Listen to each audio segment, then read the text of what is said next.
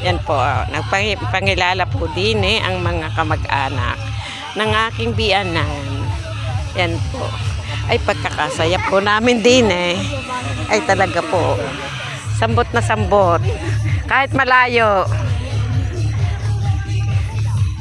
Po, aba, ito na ka pong napakasaya. Ang akin po mga pamangkay bumuhalhal sa akin. Aba.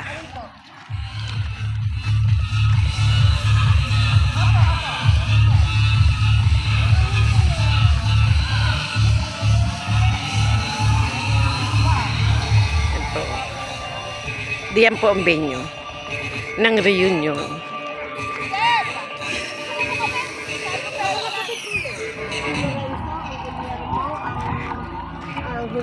Yan po, nako po. Yan po ang number 1 artista.